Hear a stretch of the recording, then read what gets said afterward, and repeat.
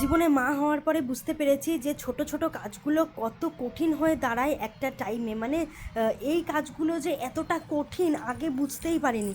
মানে আমার মেয়ের চুল বাঁধতে গেলে আমার মনে হয় বিশ্বের সব থেকে কঠিন থেকে কঠিনতম কাজ আমি করতে চলেছি। মানে যতবার ওকে চুল বেঁধে দিই ততবারও টেনে চুলটাকে খুলে দেয়, হয় খুলে দেবে, না হলে খুলে গার্ডার কোথায় ছুঁড়ে ফেলে দেবে। মানে গার্ডারের তো মানে এতদিন মানে ওর চুল যত না উঠেছে তার থেকে বেশি আমরা গার্ডার কিনে ফেলেছি এর মধ্যে। মানে এত গার্ডার কেনা হয়েছে, এত গার্ডার ফেলে দিয়েছে, নষ্ট হয়েছে, কোথায় যে খুলে ফেলে দেয় তার তো কোনো ঠিক নেই। আর এই যে যুদ্ধ, এই যুদ্ধ যে আমি প্রত্যেক দিন কতবার করে থাকি তার কোনো মানে ঠিক নেই।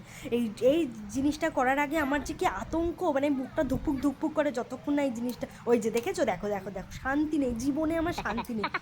একটা চুল বাঁধতে গিয়ে যে আমার কতবার, মানে কোথাও যাওয়ার আগে ওকে রেডি করতে গেলে আমার তো মনে হয় ব্যাস, মানে আমি কি করতে চলেছি, মানে আমাকে অ্যাওয়ার্ড দেওয়া উচিত আমাকে। মানে এই চুল টুল বাঁধার পরে না আমাকে অ্যাওয়ার্ড, আমাকে কেন, এরকম দস্যুর মা যারা যারা রয়েছে, মানে এরকম যাদের ঘরে একটা করে পিস রয়েছে তাদের প্রত্যেকটা মাকে অ্যাওয়ার্ড দেওয়া উচিত যে চুল বাঁধার আগে তাদের এত কষ্ট। চুল বাঁধা কেন, চুল বাঁধা, জামা পরা আর জামা পরা, ব্যাস এখন থেকেই তো চুজ করতে শুরু করে দিয়েছে যে কি কোনটাও পরবে কোনটা পরবে না। মানে জামা পরা, চুল বাঁধা, প্রত্যেকটাই এই বয়স থেকেই এত মানে টেনশনে পড়ে যায় আমি। মানে ওকে জামা পরাতে গিয়ে এটা পরবে না ওটা পরবে না, চুল বাঁধতে গিয়ে চুলটা কতক্ষণ অবধি বাঁধা থাকবে, মানে গার্ডারটা কতক্ষণ অবধি ওর মাথায় থাকবে, সেটাই সব থেকে বড় কথা।